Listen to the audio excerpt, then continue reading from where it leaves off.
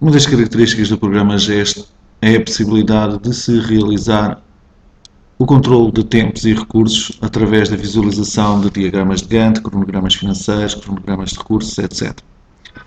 Mas aqui um exemplo de uma obra da qual já foi realizada, da qual já foram realizados 2 autos de medição, em que nos aparece representado a azul escuro os capítulos dessa mesma obra, um azul mais claro os artigos de cada uma das obras, tem aqui a correspondente descrição, e depois a laranja e a amarelo os trabalhos efetuados em cada um dos autos de medição do mês de janeiro e do mês de fevereiro.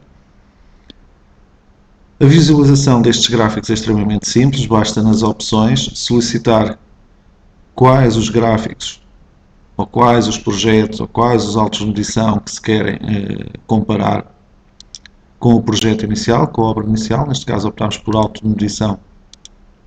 E quando escolhe auto de medição, o programa lista-nos logo o auto de medição da obra que temos aberto. E, portanto, podemos facilmente pedir para incluir aqui o auto de medição do mês 1 e o auto de medição do mês 2 com fecheiros a comparar. As cores de representação do diagrama são também personalizáveis, podem ser escolhidas pelo utilizador e pode-se utilizar gráficos, diagramas de Gantt em semanas-dias, em meses-semanas, portanto alterando a escala, em meses-dias ou em anos-meses. Outra particularidade é a possibilidade de utilizar cabeçalhos genéricos, ou seja, em vez de aparecerem como estão aqui os cabeçalhos de janeiro de 2011, fevereiro de 2011, a semana 17 de janeiro, a semana de 24 de janeiro, apareceria mês 1, mês 2, semana 1, semana 2, semana 3, portanto, informação genérica a nível dos tempos. Após termos feito esta seleção, o que o programa irá realizar é a representação do diagrama de Gantt, tal e qual como aqui estamos a ver. E poderemos depois fazer o nível de zoom que pretendamos para analisar esse mesmo diagrama de Gantt. Vamos constatar, por exemplo, que tínhamos previsto começar a dia 3 de janeiro a obra, de 3 a 7 de janeiro estava previsto fazer-se a demolição de paredes, no entanto há um atraso, como se pode constatar pela barra cor de laranja que aqui está representada. Se abrirmos ainda mais as janelas, vamos constatar, na tabela do diagrama de Gantt, que efetivamente em vez dos 5 dias previstos para a primeira atividade de demolição de paredes, nós gastamos 8 dias. E portanto podemos constatar, quer a nível analítico, como repararam nesta tabela, quer a nível gráfico, os desvios existentes entre aquilo que era o que estava previsto na obra e aquilo que está a ser realizado. Reparem que temos aqui atrasos sucessivos assinalados a laranja e depois que continuam aqui representados a amarelo nas atividades já do mês 2. Também se pode saber exatamente as datas de início de cada um dos autos de medição e finalização, está, e de fevereiro, dia 28 de fevereiro também, o auto de medição 2. Vamos aqui colocar essa mesma informação, cá está. Graficamente teremos também a correspondente informação. Tudo isto, no entanto, é possível de ser modificado. Portanto, se eu me tivesse enganado em algum destes autos de medição ou na própria obra, poderia agora editar as durações, as datas de início, as datas de finalização de qualquer um destes artigos, de qualquer uma destas unidades de obra, bem como o tipo de vínculo existente entre os vários artigos, inclusive alterando o sucessor e o predecessor da atividade. Toda esta informação pode ser exportada para Project, tempos e recursos, bem como esta tabela pode ser exportada para fecheiros HTML, Excel, etc. Temos ainda a possibilidade de trabalhar com calendários laborais que podem ser personalizados para o país em questão, ou então standard, em que só os sábados e os domingos não são utilizados. Também a jornada laboral pode ser aqui personalizada. Em vez de 8 horas, podemos aqui incluir o valor que pretendemos. Portanto, para o efeito era criar novo, dar o nome que se cria ao calendário e indicar quais os dias laboráveis e os dias não laboráveis para se criar então esse novo calendário. Portanto, como vê, o programa tem a nível de diagrama de Gantt bastante versatilidade na utilização desse mesmo diagrama. Outra informação também possível de obter é a questão dos diagramas de custos. Portanto, podíamos ter diagrama de custos que representava um gráfico de barras com os custos associados a cada uma das unidades de obra. Portanto, este é um gráfico relativamente simples, não terá muito que ser analisado. Outra informação que podemos ter é a questão dos cronogramas financeiros e dos cronogramas de recursos. Portanto, nós podemos também pedir para a obra uma análise do cronograma financeiro por capítulos ou por unidades de obra, em que pedimos também a representação do próprio diagrama de Gantt, se assim o entendermos. E, portanto, quando fizermos aceitar, vai aparecer o diagrama de Gantt e em baixo o cronograma financeiro dessa obra. Cá estão os artigos da obra, cá está a azul o meu diagrama de Gantt, inclusive eu deixei ativados os autos de medição e, portanto, eles continuam a estar aqui refletidos.